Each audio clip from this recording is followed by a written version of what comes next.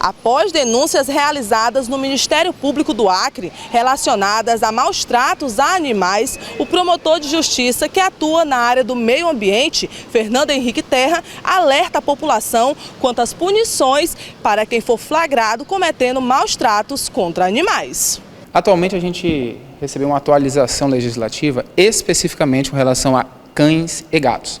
O artigo 332, parágrafo 1º-A da Lei 9.605, ela foi atualizada recentemente, final de 2019, para incluir a questão dos maus tratos especificamente com relação a gatos e cachorros. Por que essa especificação? Porque normalmente são esses os animais domésticos, mas isso não significa que apenas animais domésticos serão aqueles abrangidos por uma tutela, por um cuidado por parte dessa legislação.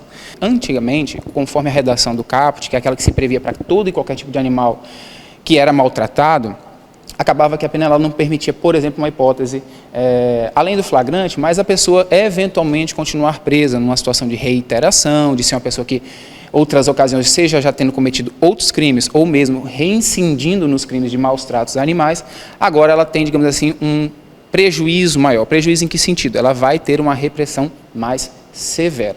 E o que acontece? Quando se tratar de cães e gatos, especificamente, a pena ela é de 2 a 5 anos. E o fato de ser a 5 anos permite, por exemplo, a hipótese de decretação da prisão preventiva, porque a gente tem na legislação processual penal um patamar de até 4 anos e, a depender do caso, não cabe a preventiva. Num caso como esse, por causa da pena, já é possível.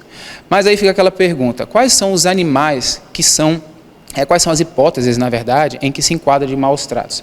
Não é só aquela que é a mais óbvia de todas, de quando o animal é agredido, de quando o cão ou gato é agredido, maltratado e pode-se dizer torturado.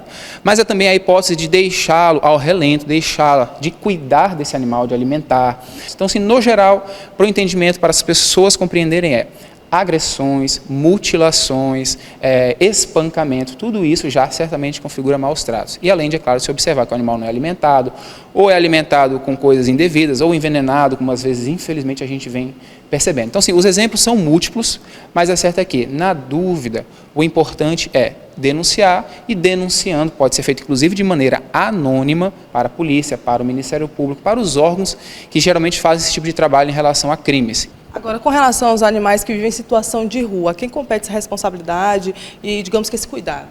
Essa questão ela é bastante, digamos, interessante, porque muitas vezes um animal de rua a gente associa a um descuido do ponto de vista do meio ambiente, mas não é só uma questão do meio ambiente. Por quê? Animais de rua normalmente são transmissores de doenças, ou podem levar pessoas a doenças, seja do carrapato, seja, por exemplo, às vezes pombos, aqui não é tão comum a gente ter, mas eles também são transmissores de doenças. Então isso significa o quê? Quando a gente tem uma doença, a gente está falando de saúde. Então a questão relativa a animais de rua, ela é também uma questão sanitária. Certo é que é uma realidade que a gente vê, e aqui até posso dizer, é também uma questão de segurança pública, porque não é nem um, nem dois, mas vários casos de acidentes de trânsito que acontecem porque ou o motorista foi se desviar de um animal, e aí acabou batendo em outro, porque normalmente não se controla qual a direção que a pessoa vai entrar, ou até porque bate no animal, e eu digo animal de rua, como um cachorro. Gato é mais incomum, mas geralmente cachorro, e aí acaba acontecendo um acidente, seja com ele mesmo, seja com outra pessoa, seja com algum bem público, um poste ou algo do tipo. Então percebam que a questão, embora ela seja, assim, digamos, simpática do ponto de vista de ser uma vida e as pessoas se sensibilizarem, mas ela também é de saúde, é uma questão sanitária, como também é uma questão que posso aqui levantar de segurança pública, porque eu já vi casos de processos de trânsito em que, dadas as circunstâncias, infelizmente o animal não só faleceu, foi morto, mas também causou, porque estava ali na rua de qualquer jeito, e a pessoa acabou se acidentando. É sempre um trabalho conjugado por uma questão que não é simples e, posso dizer, ela não acaba, ela só aumenta.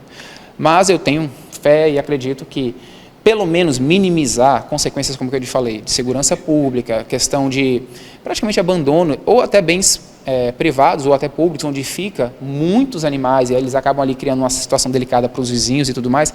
Isso tudo são questões que são do nosso conhecimento e a gente vai lidando caso a caso. O que eu posso dizer é, sem dúvida nenhuma, esforços são e continuarão sendo empreendidos para poder resolver essa questão.